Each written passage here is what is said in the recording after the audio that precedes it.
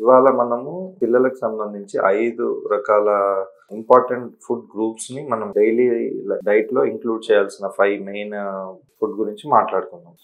Boost your immunity అని. First వచ్చేసి phytonutrients అంటే ఈ green leafy vegetables, green beans, carrots ఇవన్నీ యాంటాక్సిడెంట్ తో పాటు ఫైబర్ రిచ్ అన్నమాట. ఇవి డైజెషన్ దాంతో పాటు యాంటాక్సిడెంట్స్ కూడా ఉంటాయి ఇందులో.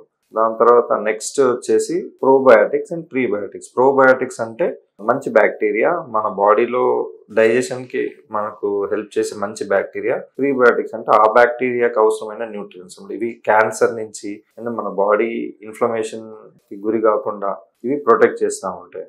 వాటికి మనము కర్డ్ అంటే యోగర్ట్ అండ్ బటర్ మిల్క్, తర్వాత banana, onions, garlic, flax seeds ఇవి వాడుతూ ఉండాలి. దాని తర్వాత మనము నెక్స్ట్ ఫుడ్ ఏదైతే ఉందో అది vitamin C rich foods include చేయడానికి ట్రై చేయాలి ఎవ్రీ డైట్ లో. These are all citrus fruits, tangerines, oranges, lemon. ఇవి మన గమ్స్ వీటన్నిటి హీలింగ్ తో పాటు ఓరల్ హెల్త్, దాంతో పాటు హీలింగ్, వూండ్ హీలింగ్, దాంతో పాటు ఇవి కూడా యాంటాక్సిడెంట్స్ లాగా పనిచేస్తాయి.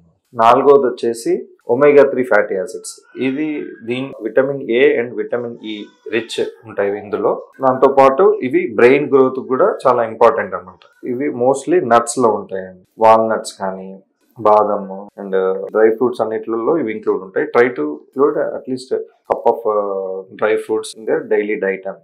ఐదోది వచ్చేసి టర్మరిక్ పౌడర్. టర్మరిక్ పౌడర్ అనేది చాలా మనకి ఇప్పటి నుంచి కాదు, చాలా పాత కాలం నుంచి వస్తుంది, అందరికి తెలిసిందే కూడా. అది దాంట్లో rich anti bacterial properties and anti inflammatory properties ఉంటాయి. ఇవి మన బాడీని బ్యాక్టీరియా నుంచి కాపాడటంతో పాటు ఇన్ఫ్లమేషన్ కి గురి కాకుండా కూడా చూస్తూ ఉంటాయి. ఈ 5తో పాటు ఎక్స్ట్రాగా బేబీకి ఆ టాడ్లర్ కి వాళ్ళకి ఎనఫ్ సన్లైట్ కుదిరినప్పుడల్లా అండ్ ఎనఫ్ స్లీప్, ఈ రెండు కూడా హెల్దీ లైఫ్ లీడ్ చేయడానికి చాలా ఇంపార్టెంట్.